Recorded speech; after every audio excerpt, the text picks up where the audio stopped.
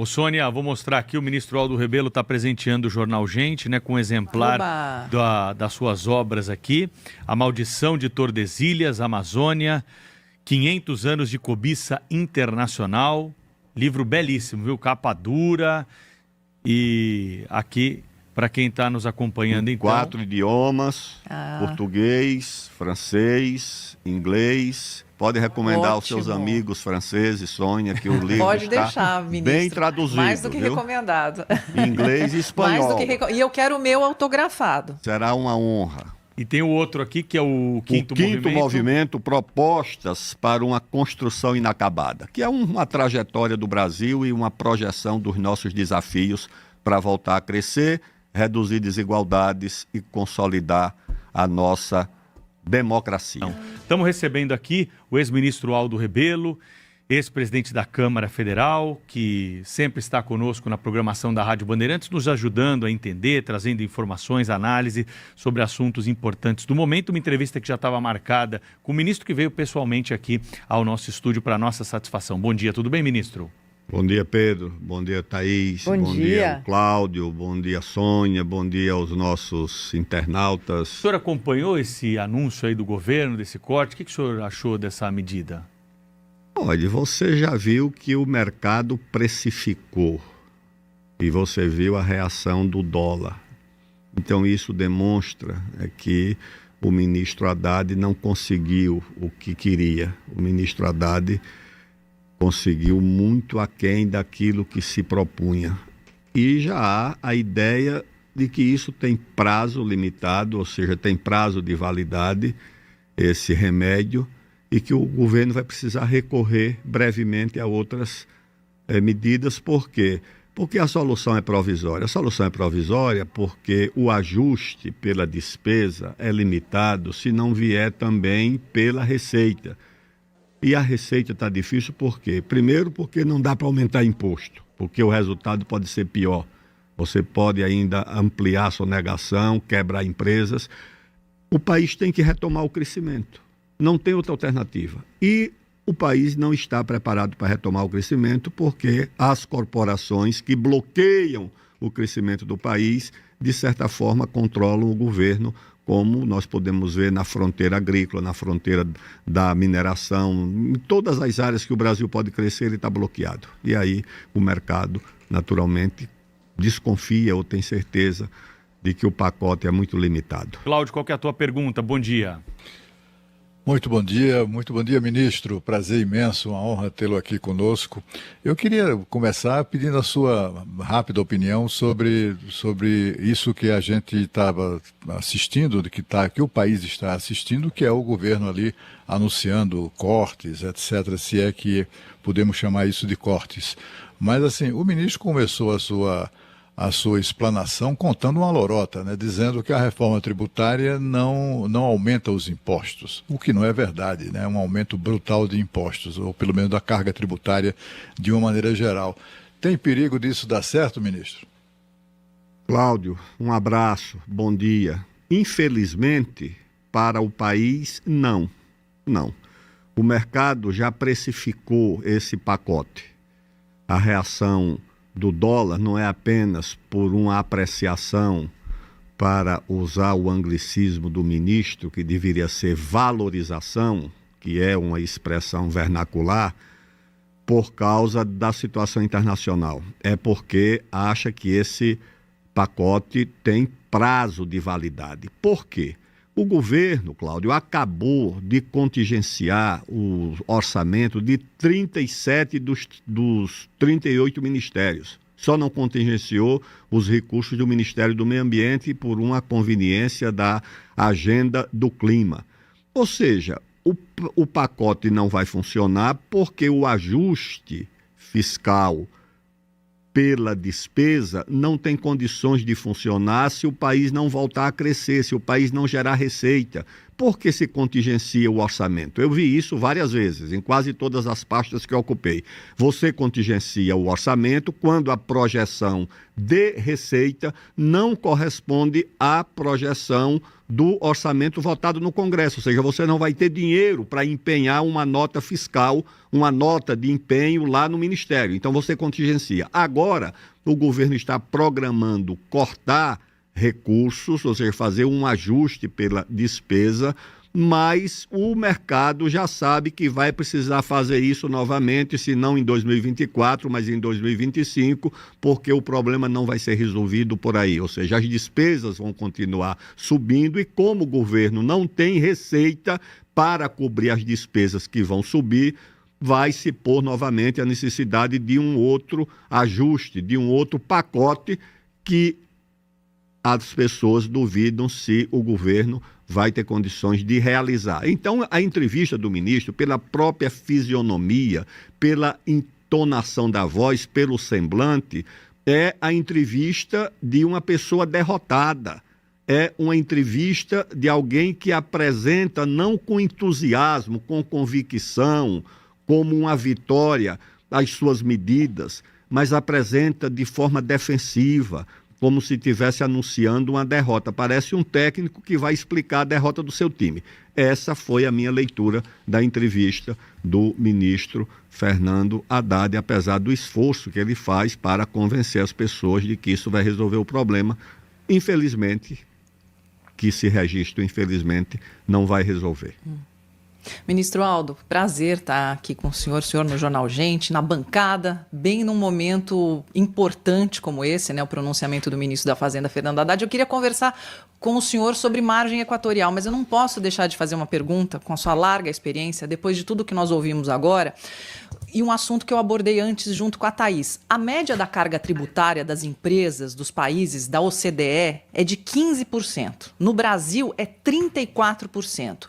Agora, indiretamente, tributa-se dividendo em 10%, o que leva a carga do empresário / investidor a estar entre as mais altas do mundo. Essa medida afeta o investimento e o crescimento econômico de médio e longo prazo, ministro? O senhor que tem larga experiência em governo, enfim. Essa medida, Sônia, afeta não apenas o investimento futuro, mas o desinvestimento atual. Eu vou te dar 2 exemplos. Eu estava até há pouco ocupando uma Secretaria de Relações Internacionais na Prefeitura de São Paulo. Fui procurado por investidores que queriam que eu intermediasse uma audiência com a Embaixada da Guiana em Brasília. E eu perguntei, mas o que querem com a Embaixada da Guiana? Queremos fazer um investimento na Guiana, abrir uma fábrica de insumos para a agricultura. Eu digo, e por que não abre essa fábrica no Brasil? Eles explicaram, porque na Guiana o petróleo é mais barato, o gás é mais barato, a carga tributária é muito menor, o licenciamento ambiental é possível e sai, o Ministério Público na Guiana não cria as dificuldades, nem sei se existe, que cria no Brasil. Então, nós vamos abrir o investimento na Guiana e não no Brasil por causa desses fatores. E a carga tributária pesou. Vou te dar um outro exemplo. Empresas do setor têxtil e de outros ramos que estão se deslocando do Brasil para a China e para o Paraguai. Isso eu já vi em Assunção, empresários que eu conheço, está fazendo por aqui, abrindo uma planta com 3, 4 mil funcionários. Por quê?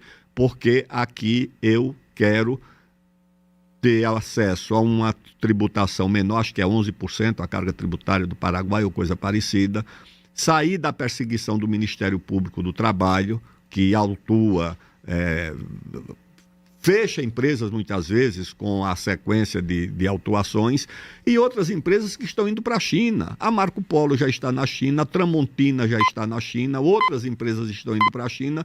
Então essa legislação brasileira, na verdade, é uma exportadora de empregos, de empresas, de indústrias e de empregos. O setor calçadista, que em parte já foi para a China. Então eu acho que nós temos uma situação muito grave. E se você acha que vai resolver o problema fiscal do Brasil aumentando impostos, você pode agravar o problema fiscal. Porque com o nível da carga tributária que nós já temos, ampliar essa carga tributária pode significar quebrar empresas, fuga de empresas e sonegação. Então, isso não é solução razoável para o nosso país. Então, exatamente. Estou vendo aqui um post de um dos maiores especialistas do mercado financeiro, o economista Pedro Cerizzi, que ele reagiu a uma declaração no início da fala do ministro da Fazenda, quando a fala do Haddad dizendo que a isenção é fiscalmente neutra porque vão taxar quem ganha acima de R$50 mil. Ele disse que essa informação é falsa, porque o número de trabalhadores nessa zona de renda é tão pequeno que mesmo que a alíquota seja de 100%, o volume arrecadado será menor do que a isenção. O número é tão baixo, diz o Pedro Cerizzi no seu post, que sequer merece uma classificação própria do PNAD, divulgada pelo IBGE, cuja maior classe começa acima dos R$20 mil. Quer dizer, o ministro continua contando lorotas, não é, ministro Aldo? O que é que está achando aí do conjunto da obra até agora descrita pelo ministro Haddad? Agora há pouco ele estava falando já em taxar também quem adoece. Quem adoece perderá a isenção, né? Se dependendo da faixa salarial. O que é que acha disso tudo? Está achando disso tudo? Cláudio, no Ministério da Ciência e Tecnologia, eu fiz um levantamento para conhecer o impacto da inovação no mundo do trabalho e no mundo da produção. E as estatísticas me davam, isso em 2015, que 96% dos assalariados brasileiros recebiam até um salário mínimo 90% e mais 6% um salário mínimo e meio. As faixas superiores a R$2 mil tinham sido dizimadas porque eram as faixas da indústria de alta tecnologia que o Brasil não tem. O Brasil se desindustrializa, perde o emprego de maior salário, de maior renda. Então, na verdade, essa legislação vai modificar muito pouco o perfil fiscal e ter pouco impacto no pacote anunciado pelo nosso querido ministro Fernando Haddad. Ministro, sabe que quando o senhor vem para a bancada, né, vários assuntos surgem, né? Porque com a experiência do senhor é impossível a gente deixar qualquer assunto de fora aqui, ministro Aldo.